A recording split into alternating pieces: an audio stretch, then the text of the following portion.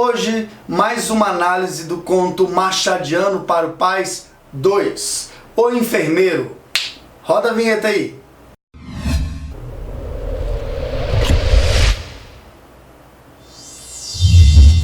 Então, galera, o conto Enfermeiro apresenta uma narrativa bem tranquila e uma linguagem bastante simples se compararmos com outras obras machadianas, ok?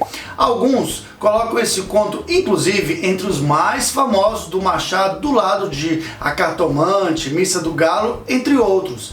Mas essa simplicidade narrativa dá lugar a uma outra questão muito mais profunda, que é a complexidade psicológica dos personagens, beleza? Isso sim, o texto é muito profundo. A narrativa do conto é bem curtinha, então não perca seu tempo lendo resumos. A história é muito simples, veja. Procópio, um copista frustrado, tem a grande chance de sua vida de sair dessa condição de pobreza e ganhar um pouco mais de grana cuidando de um coronel, o coronel Felisberto, adoentado à beira da morte. Esse coronel é alguém ríspido, bruto, mal educado, muito agressivo. Todos os enfermeiros que cuidaram dele antes sofriam algum tipo de maus tratos. E aí Procópio seria mais um. O coronel é morto por Procópio acidentalmente, já é spoiler mesmo da narrativa. Procópio vai surtar por ter feito isso, e sua história piora ao ter ganho do coronel Felisberto toda a herança, como um reconhecimento de dedicação. Pronto, beleza? E aí, viu? A história em si é bastante simples, essa é a primeira parte, e aí vem a segunda. Por quê? Porque a segunda vai perceber os conflitos que passam na cabeça do Procópio. Machado tem a preocupação de entrar na cabeça do personagem e dar profundidade psicológica a ele. E como observamos pela ótica das matrizes do Paz, vamos observar o ser humano e suas contradições. Mais uma vez, as contradições humanas. Seja lá em Pai contra Mãe, na Igreja do Diabo. Veja, Procópio por várias vezes quis deixar o velho morrer. Quis deixar o coronel e ir embora. Não queria se submeter, por exemplo, às condições vividas com ele. E aí você faz aquela análise do trabalho, o trabalho que escraviza. Quantas vezes você já quis deixar a escola, ou eu já quis deixar o trabalho por esse sentimento de escravidão? Pois é, mas ao matá-lo e receber o dinheiro do velho como uma forma de herança, daí você vê aquela coisa assim, caramba, ele vai entrar em crise. E agora, o Procópio vai pensar, eu matei o coronel e ainda recebo a grana dele.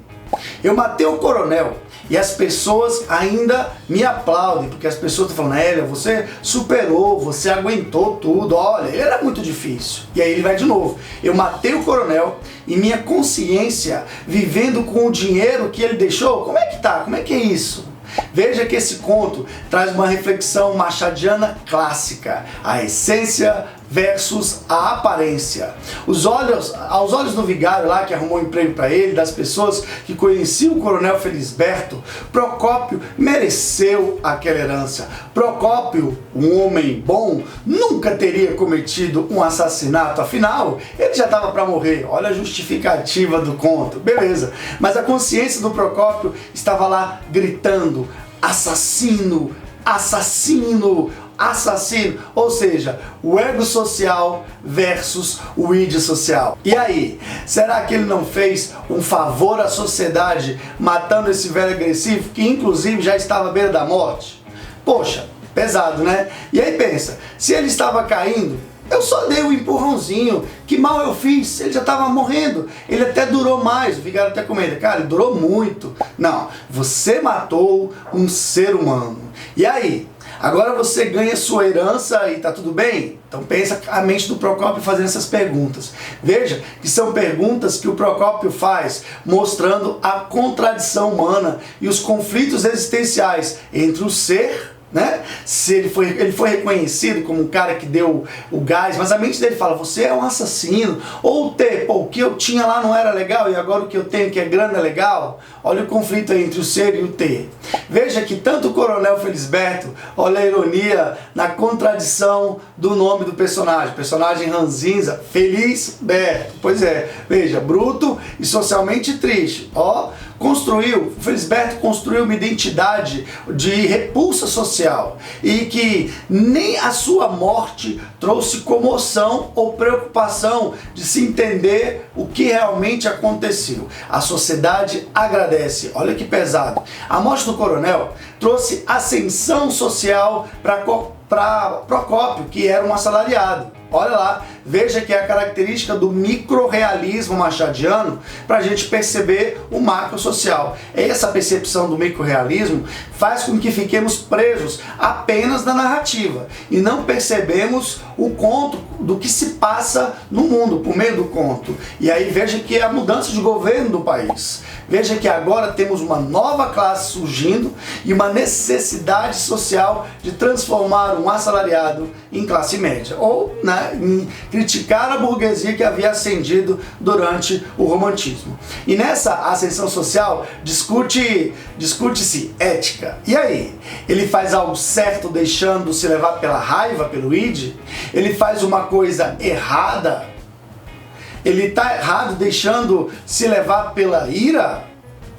Olha só, veja que se pode ler o conto com bastante atenção e você vai perceber uma das características machadianas mais fortes, a intertextualidade. E é claro, poderia ser com Shakespeare, que é bem predileção machadiana, mas nesse caso com a Bíblia. Ele dá pistas para percebermos os pecados capitais presentes no texto. Veja, a avareza, o ódio, a inveja e tantos outros pecados listados que podem ser observados nessa condição miserável do ser humano. E que nos leva, inclusive, a agirmos pelo instinto de sobrevivência, né? Porque ele leva lá a pancada na cabeça, fica indignado e vai lá e no impulso mata o cara. Veja que novamente a temática da morte é refletida. Todos os contos refletem o matar, ou a morte psicológica versus a morte social. E aí que temos o microrrealismo, beleza? É errado, é necessário, a gente pode fazer, existe uma justificativa, né, ou um excludente de ilicitude? Pois é, ou em legítima defesa da honra é certo, ou em legítima defesa de terceiros não seria. Como você pode perceber, a eterna contradição humana no ato, nesse caso, obviamente, personificado na ação de matar. E veja a ironia do conto ao se tratar de um enfermeiro. Claro que ao lermos o conto, sabemos que ele não é um enfermeiro ou um médico naquela época, mas exerceu a profissão para que deixasse de viver como um copista. Como pode se perceber na obra, ele passou inúmeras oportunidades de emprego para chegar a um enfermeiro. Lembra que também lá em Pai contra Mãe também mostra essa falta de oportunidade que a época também propiciava para o povo brasileiro. Note que esse conto nos faz refletir sobre as relações afetivas também e a percepção ética do conceito de vida. Claro que a característica do pessimismo machadiano também se faz presente e faz a gente refletir e até prever a ação do Procópio. Até quando você vai ficar levando porrada? Até quando você vai levando porrada? Aliás, ao apresentar o nome grego Procópio, que vai cuidar de Felisberto, Machado já deixa as pistas narrativas na composição do nome dos personagens. Como assim, Eurípides? Machado de Assis faz intertextualidade bíblica, filosófica, cultural e vai deixando essas pistas para o leitor ir observando e naturalmente vai ficando imerso na profundidade psicológica do personagem. Veja, Procópio Valongo. Olha só, Machado de Assis é um universo a ser desvendado. Cuidado com a escolha do nome do Procópio. E cada leitura você vai percebendo aí, quais são os detalhes machadianos. Os detalhes machadianos, eles vão dando peso. E a cada leitura você vai identificando mais características. Se você ainda não viu os outros episódios, vou deixar na descrição os links para você ouvir. E por favor, leia para você ter uma impressão. Pense, Procópio tinha que cuidar da vida?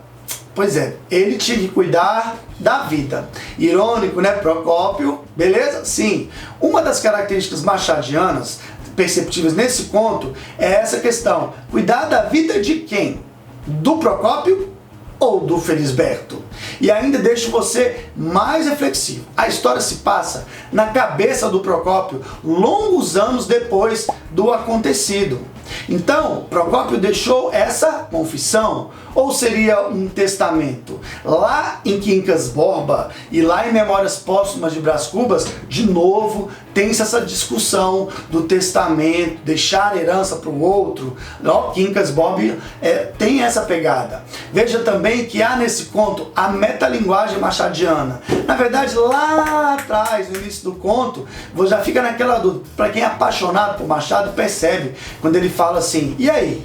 É o próprio escritor falando sobre o ato de narrar, então a gente pensa também no Machado, ou para quem ele está se confessando, né? E aí, isso é legal, porque é a percepção do próprio personagem. E aí, é uma confissão do personagem ou do escritor? Ou é do escritor para o leitor? Ou do Procópio para o leitor? Veja que não tem resposta. Ou para que a gente possa refletir sobre o que realmente interessa na vida. O dinheiro? Salvar alguém? Pois é. Você que leu, você perdoou o Procópio? Se você não entendeu a reflexão, por que não tem resposta, sugiro assistir ao Pai contra a Mãe. Ali eu falo um pouco no início sobre a perspectiva das obras realistas do Machado de Assis, do realismo de modo geral, versus a percepção do naturalismo. Isso vai ajudar bastante. E aí sim, você vai conseguir observar e perceber por que tem muitas perguntas, mas são perguntas que não têm resposta, são reflexões. Beleza? É isso aí. A gente se vê no próximo episódio. Deixe seus comentários e assine o canal. Beleza? Um grande abraço e até a próxima análise.